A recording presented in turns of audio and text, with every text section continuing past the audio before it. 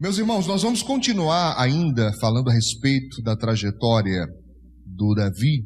Então eu vou pedir para que novamente você, que tem a Bíblia aí consigo, abra no primeiro livro do profeta Samuel, no capítulo 16, em nome de Jesus. Nós findamos no verso 13, na mensagem anterior, e vamos recomeçar a partir do versículo 13 novamente. Primeiro livro de Samuel, o profeta, capítulo 16, a partir do verso 13, em nome de Jesus. Glória a Deus. 1 Samuel, capítulo 16, verso 13.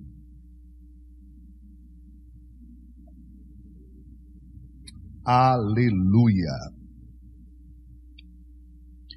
Na mensagem anterior, nós vimos que mesmo quando a família ela não reconhece a unção, não reconhece o desígnio, não reconhece, o potencial de uma pessoa, isso não quer dizer que Deus não esteja vendo. Nós observamos na mensagem anterior, irmãos, que Deus enxerga você onde você está. E diz a Bíblia Sagrada então que, sendo rejeitado, pelos irmãos, pelo pai, não rejeitado de não querer saber dele, mas eu falo especificamente em relação àquela festividade, pois o profeta indo até uma cidade era algo tremendo. Ele indo até uma casa específica de alguém era um evento especial, e toda a família deveria estar ali reunida, principalmente quando soube-se que ele estava ali, presente para fazer uma seleção, para fazer algo diferenciado, uma unção especial. Mesmo que não soubessem que essa unção era para rei, mas se o profeta estava lá, eles deveriam ter chamado Davi e não chamaram. Nós queremos hoje começar dizendo, irmãos, que no lugar onde você é esquecido, por favor, anote isso. No lugar onde você é esquecido, no lugar onde você é desprezado, tá? O Senhor Deus pode fazer você ser honrado ali mesmo. Se você mantiver sua aliança com Deus, porque esse é o critério primordial, manter a sua aliança com Deus. Se a sua aliança estiver intacta, se você estiver firme, se você estiver em fidelidade, no local da sua desonra será o local da sua honra. Lá no Novo Testamento é dito: onde abundou o pecado, superabundou o quê? A graça de Deus. Vamos ler então o que diz a Escritura Sagrada. Nós temos aqui bastante coisa para aprender hoje e será bênção para a nossa vida, amém?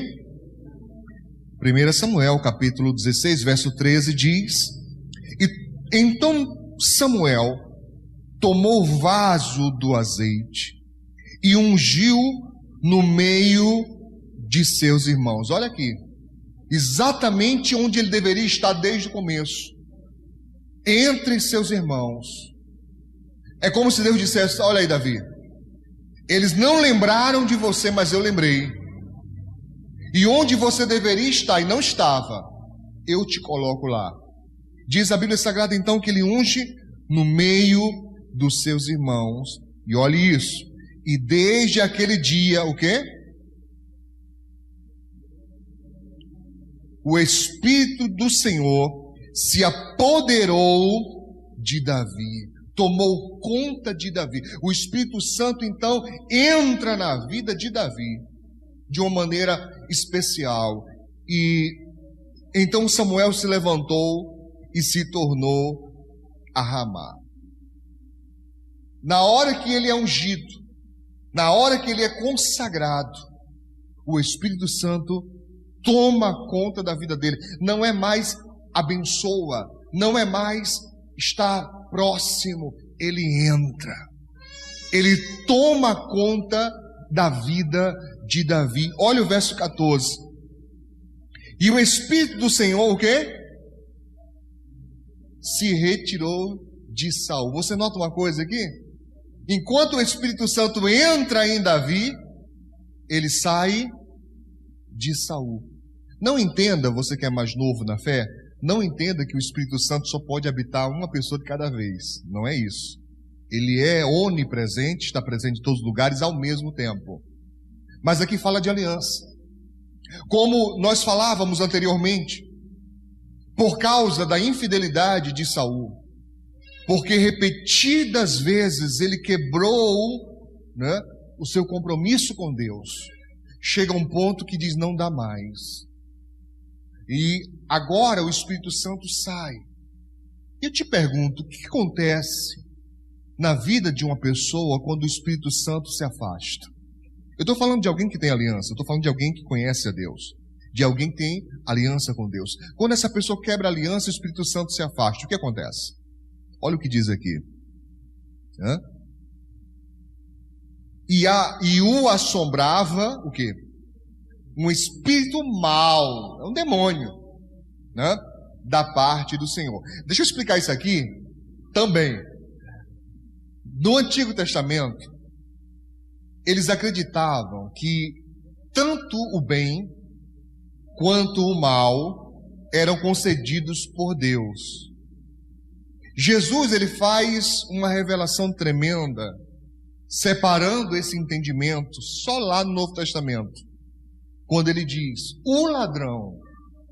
Quem é o ladrão? Satanás. Ele veio para quê?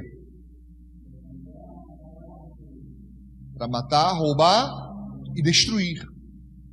Eu vim para quê? Para que tenham vida, e vida com abundância. Então ele separa isso, dizendo: olha, gente, preste atenção. O mal não vem de Deus, nunca. Amém? Ele vem de Satanás. Mas eles não tinham esse entendimento. Por essa razão está agrafado dessa maneira: espírito mal da parte do Senhor.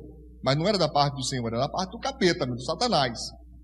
Ou seja, o rei que um dia profetizou. Saul profetizou.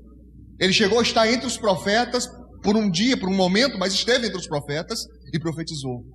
Mas agora, veja, o Espírito Santo se afasta dele. E diz a Bíblia Sagrada que um demônio entra. Você pode acreditar nisso ou não, isso é direito e escolha sua ou seu. Sua, né? Escolha sua. Não tem problema. Não estou aqui para obrigar você a crer em nada. Mas entenda, da mesma forma que Deus existe, Ele é real, verdadeiro. Da mesma forma que o céu, eu estou falando céu, morada de Deus, existe e é real. O inferno também é real. E o reino de Satanás também é real. E há uma guerra sendo processada a todo momento, aqui e agora. Aqui e agora. Em todos os lugares, uma guerra sendo processada, sendo travada entre Deus e Satanás. Por sua alma, por sua vida. Quem vai vencer? Você decide. Na sua vida, é você quem decide. Como ele manteve-se constantemente destruindo sua aliança com Deus. A consequência foi que o Espírito Santo sai. Na hora que o Espírito Santo sai, um demônio entra. Está claro até aqui, irmãos? Verso 15. Então os criados, os servos de Saul, lhe disseram: eis que agora um espírito mau da parte do Senhor te assombra. Diga, pois, nosso Senhor aos seus servos, que estão em tua presença, que busquem um homem que saiba tocar harpa. E será que quando o espírito mau da parte do Senhor vier sobre ti, então ele tocará com a sua mão e te acharás melhor. Verso 17. Então disse Saul aos seus servos: buscai-me, pois, um homem que toque bem, e trazei-mo. Verso 18. Então respondeu um dos mancebos, um dos jovens, e disse: eis que tenho visto a um filho de Jessé. Por favor, leia isso com atenção. Eis que tenho visto um filho de Jessé, o belemita, que sabe tocar E é o quê? Valente. Aqui na minha tradução fala valente e animoso, e homem de guerra, e sisudo em palavras, quer dizer, firme na palavra. Não é uma pessoa dúbia, não é uma pessoa que você não pode confiar. Se ele disser que vai fazer, ele faz. Se ele disser que é porque é. Se ele disser que não é, é porque não é. Veja, a fama de Davi, da sua firmeza, da sua postura, chegou até o rei. Amém? E de gentil presença, e o Senhor é com ele. Eu te pergunto, como é que os servos de Saul sabiam que o Senhor era com Davi? Ele não tinha feito nada de extraordinário até então. Ele não tinha fama. Ele não era alguém conhecido fora do seu círculo de amizade, vizinhança e família. Mas eu quero te dizer, irmãos, e é importante que você guarde bem isso. Eu já falei anteriormente e repito hoje, você está sendo sempre observado. Por quem você menos imagina. Por isso que você deveria ter cuidado com o seu testemunho. As redes sociais, elas são interessantíssimas para o campo espiritual, porque elas passaram a revelar coisas que pouca gente sabia sobre os outros. E se eu descobrir uma coisa, é que a maioria das pessoas não se contém, ela esconde por um tempo, mas não por muito tempo. Uma hora dessa ela se mostra nas redes sociais como ela é, ou pelo menos como ela queria ser. Às vezes não é nada de real, mas é como ela queria ser, né? Sabia disso, Alisson? Tem gente que coloca foto, passa no Photoshop, tira o fundo, aí bota uma mansão na frente, olha. A pessoa escorada num Camaro, numa Ferrari. É o que ela queria ser, né? Tira a barriga, estica para cá, tudo no Photoshop. É como ela queria ser. E revela muito. E uma das coisas que revelam é que muitas pessoas só têm um nome cristão, nenhuma atitude, só o nome. Veja, Davi era um simples pastor de ovelha. É dito na presença de Deus tudo menos isso. Você observou? Vamos ler novamente para clarear bastante esse entendimento aqui para nós, né? Verso 18, não é isso?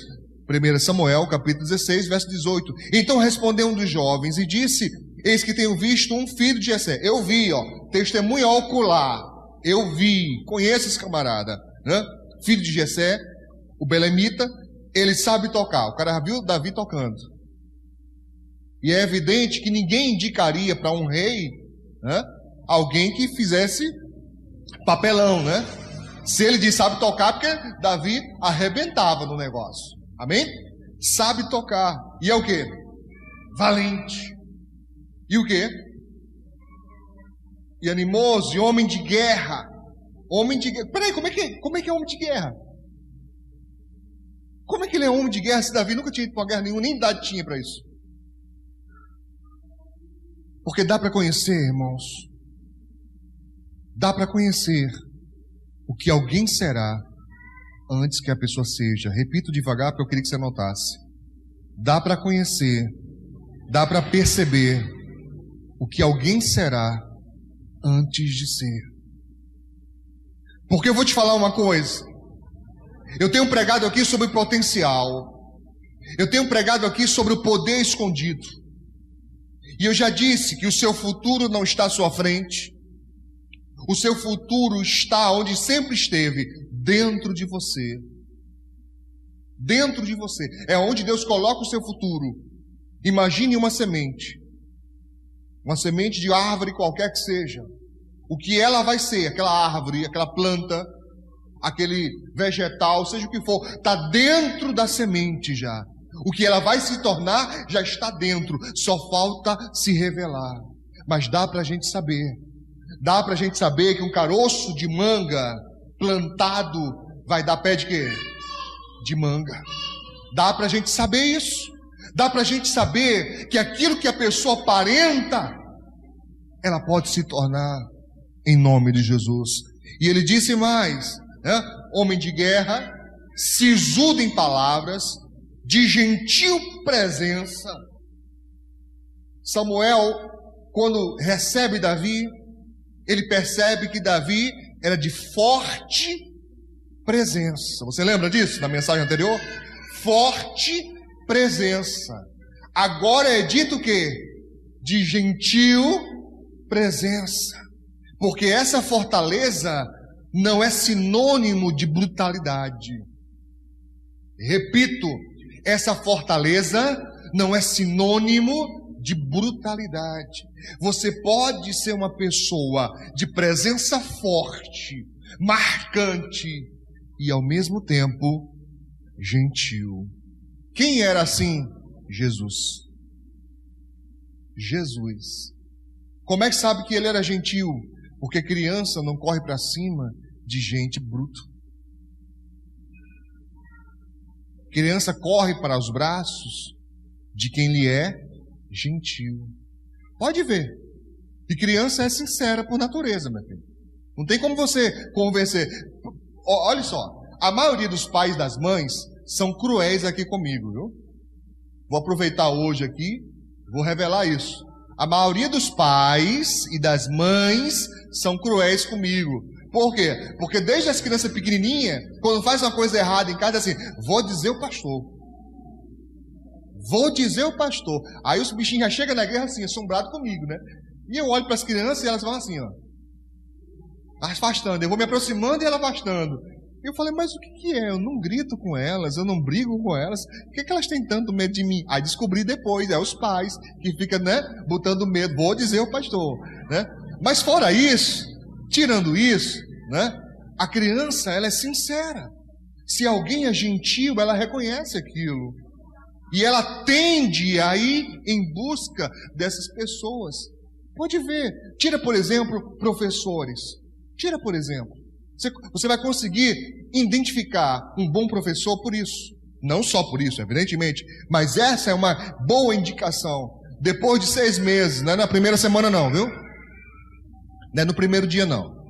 Mas a criança pequena, tá? Nos primeiros meses, você observa.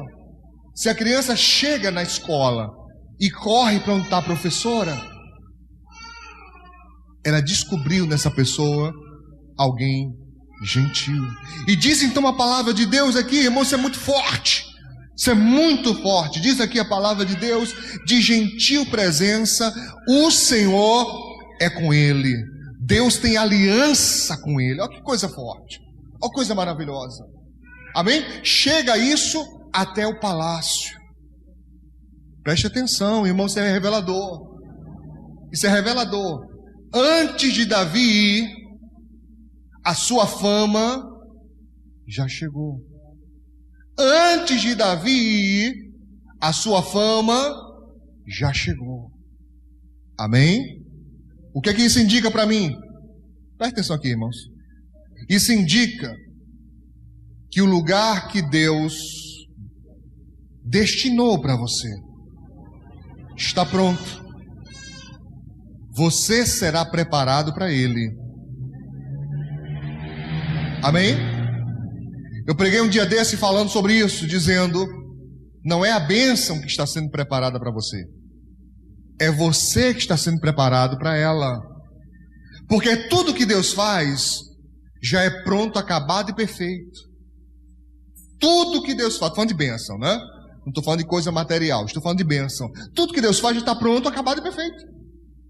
Ele não manda um negócio para a gente precisar apertar parafuso.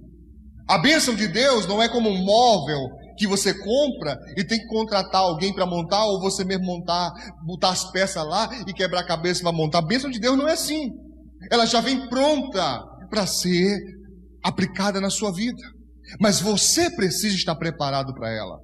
É você que precisa ser moldado para que no momento que ela chegue, você consiga, sabe, poder administrar aquilo sem se perder. Então, veja, Davi foi ungido para quê, irmãos? Para ser o quê? Rei. Onde que o rei fica?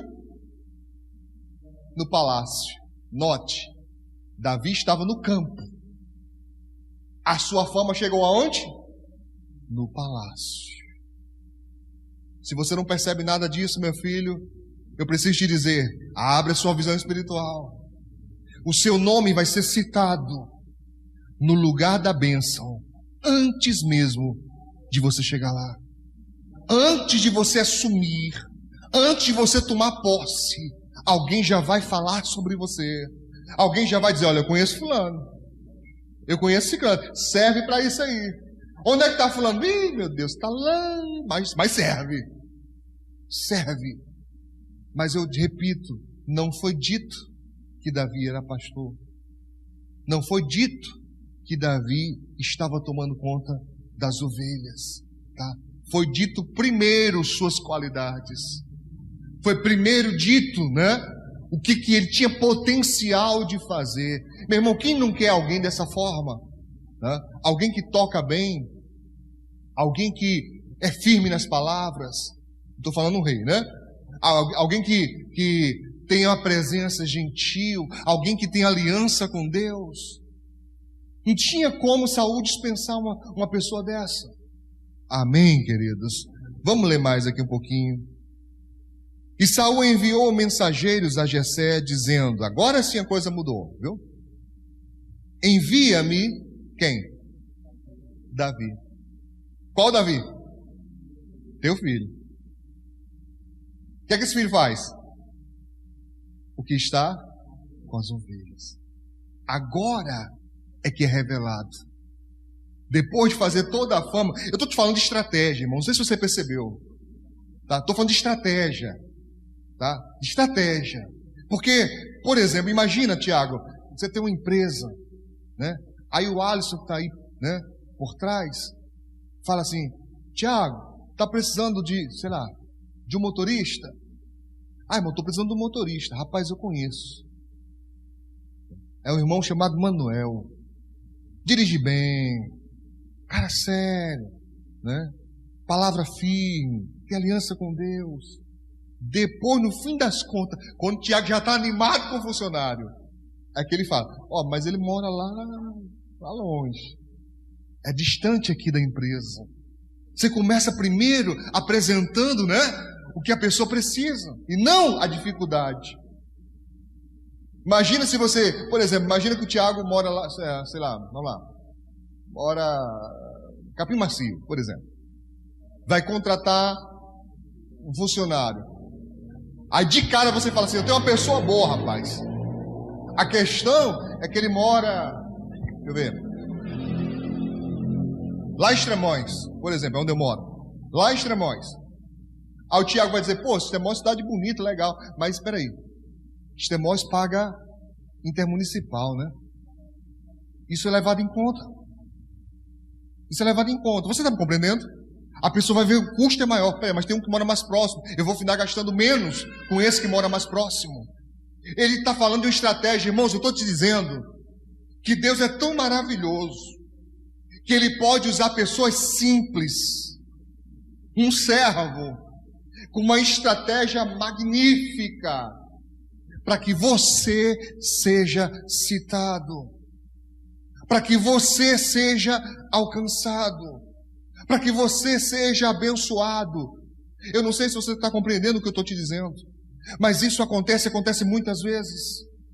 Para que você chegue a uma posição, Deus usa um servo, Deus usa alguém simples para te abrir uma porta, para que você enfim chegue aonde você precisa chegar. E agora então diz a Bíblia Sagrada que Saul manda mensageiro, e aqui na minha Bíblia está mensageiros no plural, né? É para ter certeza que a mensagem vai chegar certa. Não vai ser só um não, vai ter testemunha, que eu quero a coisa direita. E ele diz, olha, eu quero que você, né, mande para mim, me envie o teu filho, né, Davi. Agora é citado nominalmente. Diferente do que aconteceu com Samuel, que Deus disse a Samuel: você vai ungir um filho de Jessé. Não disse qual, porque o profeta precisava ter uma lição, eu falei na mensagem passada.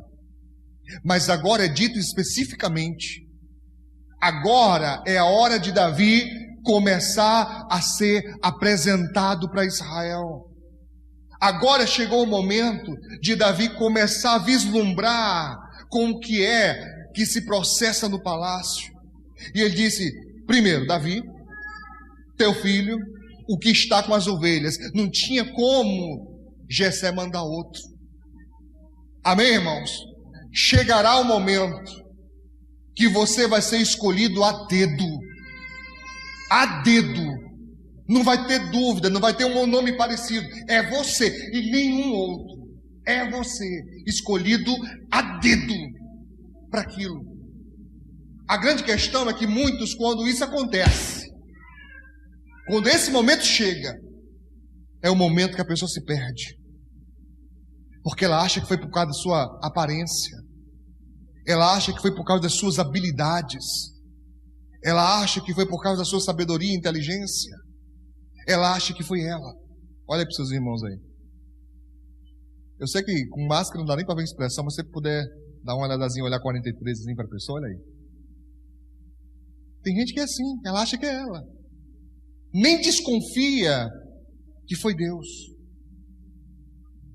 Nem lembra que não era nada antes disso.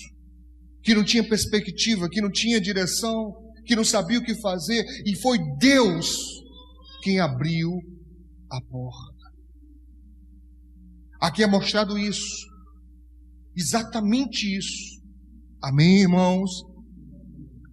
Então, verso 20: tomou Jessé um jumento carregado de pão e odre, vinho e cabrito, e enviou a Saul pela mão de Davi seu filho. Assim Davi veio a Saul e esteve perante ele, e marque isso na sua Bíblia, viu? E o amou muito, e foi seu pajem de armas. É Davi que cuidava, limpava, ajeitava as armas de Saul. Ele foi perante Saul. Ele chegou lá e diz que Saul amou a Davi. Amou a Davi. Davi é recebido com o quê? Davi é recebido com o quê? Com amor. Ele não está lá forçado. Ele não está lá, sabe, de qualquer jeito. Ele é recebido com amor. E eu quero te falar sobre isso, irmãos. Alguém que é recebido no palácio com amor e é colocado como responsável pelas armas do rei, é alguém que está desfrutando da graça e do favor. Trate isso com muito respeito. Trate isso com muito cuidado. Reconheça que a posição que você exerce foi Deus quem abriu a porta. Reconheça que há outros que poderiam estar no seu lugar, talvez com mais habilidades, talvez com mais competência, mas nada disso impede, porque Deus escolheu você não foi só por um favor. Graça é favor que não se merece, mas não foi só um favor. Davi se preparou para aquilo. Davi demonstrou qualidades que precisavam ser aperfeiçoadas, que precisavam ser refinadas.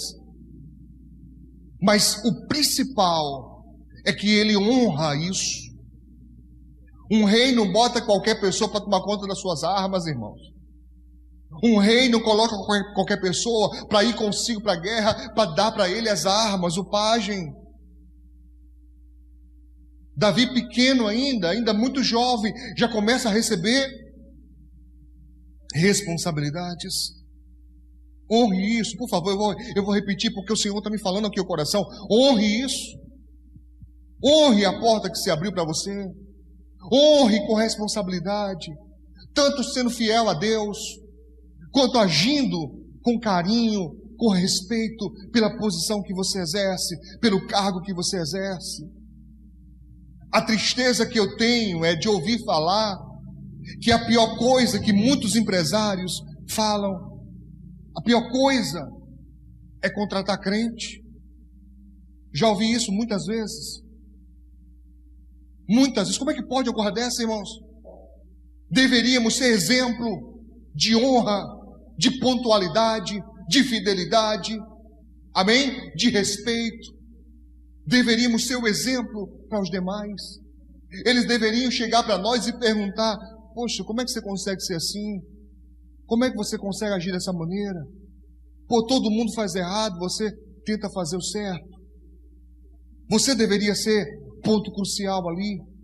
Porque lembre-se de Daniel. Quando você se mostra dessa maneira, irmãos, você não fica nessa posição.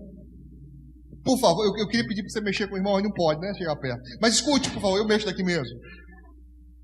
Você não deve enxergar essa posição que você está hoje como a definitiva.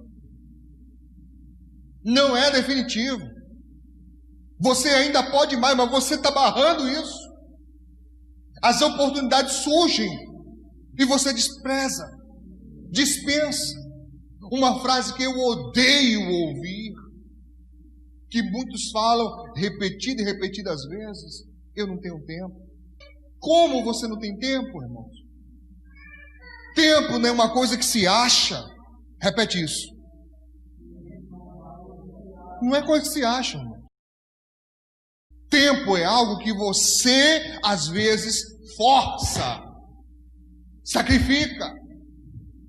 Sacrifica. Tem que melhorar. Tem que fazer um curso. Mas eu não tenho mais tempo porque eu trabalho, vou para a igreja. Dá um jeito, meu irmão. Faz online. Dorme um pouco menos por um tempo. Sacrifica. Para que você tenha mais oportunidades. Para que você possa chegar onde Deus quer que você chegue. Porque entenda o seguinte: o lugar está pronto, mas você tem que estar preparado para ele. Deus não seria irresponsável de colocar qualquer um no trono de Israel. É o povo de Deus. É a nação de Deus. Não pode ser qualquer um. Davi precisava ir para o palácio. Mas ele não chega como rei. Escute, ele já tem a unção de rei. Davi não sabe, Saul não sabe disso. Ele já tem a unção de rei. Dentro dele já há um rei.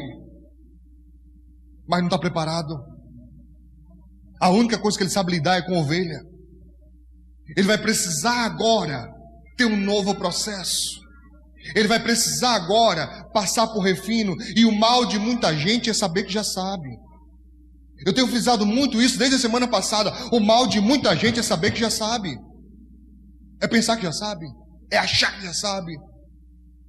Por mais que seja ofensivo aos seus ouvidos, mas eu estou aqui não para te agradar, eu estou aqui para te falar a verdade. Ninguém sabe tudo. Ninguém. Tiago, qual tua faixa que está lá no jiu-jitsu? Roxa. Qual o teu cordão, Luiz Carlos? Depois do branco vem o quê? Não tem mais nada. Pronto. Era onde eu queria chegar. Tiago ainda tem. Se fosse. É vermelha, né? Que é a última. A última. Vermelha e branca, né? Uns 80 anos, né? Por aí. Pronto. O Luiz Carlos chegou no máximo da carreira. Se ele pensar assim, ele vai ser um medíocre. O que a palavra medíocre é? Médio. Ele é bom, mas bom igual a muitos outros bons. Quem pensa assim não passa. Cheguei. Descansar agora. Repousar, curtir. Não vai. Sabe quem é que vai além? É quem se incomoda e diz assim: eu quero aprender mais. Eu quero aprender mais. Irmãos, vou fazer agora em outubro 45 anos. Por mais que os cabelos brancos digam que é mais, mas é só 45. Tá. Ano que vem é que eu termino meu curso, querendo Deus. Você acha que eu estou pensando em parar? Você acha que eu vou chegar e dizer assim: poxa, que presente Deus me deu, né? Nível superior. Pô, superior. Tá bom, hein? Para quem veio de nada, tá bom. Não. Porque eu descobri que tem mais. Tem uma coisinha chamada especialização. Depois dela tem uma coisinha chamada mestrado. Depois dela tem uma coisinha chamada doutorado. Aí eu descobri uma coisa mais legal ainda. É que depois do doutorado tem uma coisinha chamada pós-doc, pós-doutorado. E sabe quantos você pode fazer? Pergunta para o seu irmão aí. Quantos você pode fazer? Quantos pós-doutorados você pode fazer? Quantos você quiser. É outra forma de dizer, enquanto você quiser estudar, tem coisa para aprender. Isso é para quem ama aprender. Mas tem gente que não, que para ali, que se acomoda ali e não vai avante e acha que isso é Deus que quer. Filho, Deus não gosta de incômodo, de acomodado. Incômodo não, de acomodado. Deus não gosta que a coisa pare. Deus não gosta que a coisa estacione. Você pode mais. Muitas mulheres dizem, pastor, mas eu casei e agora o quê? Só se você casou com um caboclo machista, né? Que acha que a mulher não pode crescer. Aí você manda ele conversar comigo, se ele for daqui da igreja, tá? Eu quero dar uma conversadinha, ver se bota o juízo na cabeça desse caboclo. Não pode crescer. Por que não pode crescer? Você vive em quê? Qual é a vida que você vive? Escravizaura? Tem que estar lá na cozinha, barriga no fogão. Não é que a mulher não deva cozinhar, não estou dizendo isso. Mas estou dizendo que a pessoa pode crescer. E não é porque você recebeu uma unção, uma direção. Não é porque você recebeu uma bênção que você deve se acomodar. Você deveria estar progredindo. Deveria. Terminou a graduação? Terminei, pastor. Imediato. Tem puff. Vamos para o próximo nível. Vamos para o próximo nível. Por quê? Porque se eu crescer mais, eu darei mais oportunidades para que coisas maiores cheguem até mim. Porque Deus não vai colocar no meu... Deus não vai colocar no meu ministério o que eu não consigo gerenciar. Você entendeu isso? Deus nunca vai colocar no meu ministério o que eu não consigo gerenciar. Por um princípio simples. Deus não concorda com desperdício. E se Deus me dá o que eu não consigo gerenciar, vai ser desperdiçado. Da mesma forma, olha para mim, presta atenção aqui, ó. Da mesma forma na sua vida. Muitas coisas faltam. Por que não chegaram? Porque você não tem condição de administrar. Você não se preparou ou não está se preparando para isso. E diz aqui a Bíblia, irmãos, Davi é visto por Deus. Glória a Deus. Recebe o reconhecimento, a unção. Glória a Deus. Mas agora é a hora da coisa começar a ser praticada. Deus não pega Davi e coloca no trono. Mas não é rei. É rei. Mas não está na hora. É rei, mas não tem preparo. Ele é rei, mas ele não sabe fazer nada daquilo. Ele tem que primeiro observar. Olha onde é que Deus coloca. No lugar onde ele observa. Porque a hora ele está com o rei tocando a harpinha dele. Enquanto ele toca a harpinha dele, ele está vendo o movimento. Ele está vendo como é que se processa tudo. Depois ele vai cuidar das armas do rei. Ele está ouvindo ali os soldados conversando sobre guerra. Está ouvindo os soldados conversando sobre estratégia. Está ouvindo ali as pessoas da área da guerra falando sobre isso. Deus coloca ele para aprender etiqueta no palácio. Amém? Coloca ele para aprender estratégias de guerra lá na casa das armas. Deus não coloca ele no trono. O problema é que alguns, quando estão lá na casa das armas, ou seja, é na relação ali, né? É os caboclos suados, é os palavreados meio pesados, é um negócio, aí a pessoa começa a se agoniar, ela começa a duvidar de Deus. Poxa, Deus prometeu que eu ia ser gerente, Deus prometeu que eu ia liderar, aí estou eu aqui nessa situação aqui, ao invés de ser grato a Deus, já está lá, começa a murmurar. E a murmuração, ela é algo contagioso, irmãos. A murmuração contamina outros, contagia outros. Uma situação ruim, ela deve ser encarada com seriedade, não com utopia. Uma situação ruim, ela deve ser vista como ela é. Mas você não precisa, saindo dali, continuar com aquela coisa ruim dentro de você. Eu vou dar um exemplo aqui, porque eu sei onde está me direcionando a isso. Toda empresa, repete isso. toda empresa, ela tem bons, maus e péssimos funcionários. Toda empresa também pode ter, não é que tem, mas também pode ter bons, maus ou péssimos patrões. Se você, sei lá por quê, caiu numa empresa, entrou numa empresa de péssimos patrões, você pode fazer duas coisas: pedir demissão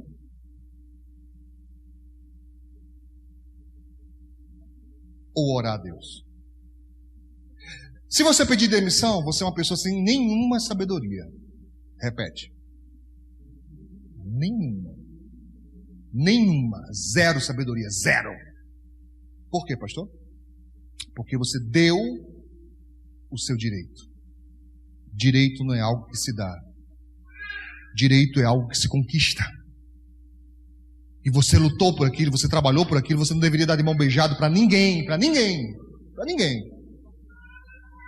Então como é que eu poderia fazer, pastor? Como é que eu poderia fazer? Ora a Deus, Senhor, abre uma porta para mim.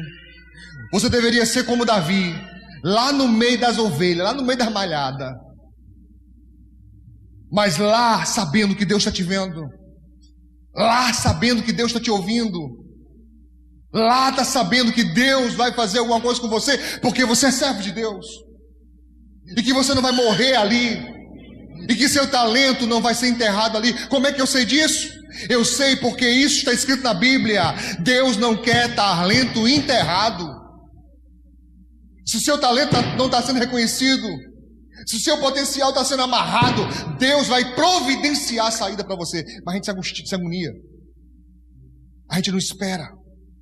A gente, sabe, obreiro, liga esses ventiladores. Né? A gente pensa que, sabe, não, peraí. Não, vocês. A gente pensa, não, peraí, olha, se eu não tomar providência, não, meu irmão. Quando você age, quer anotar? Irmãos, os ventiladores não precisam de atenção para funcionar, eles funcionam, viu? Olha para cá. Não, os obreiros podem. Está tudo bagunçado hoje. Eu falo como o outro responde. Olha, vocês olham para mim e os obreiros cuidam disso. Olha para cá. Tá? Olha para cá. Se isso aí não tiver ok, vocês deixam. Tá?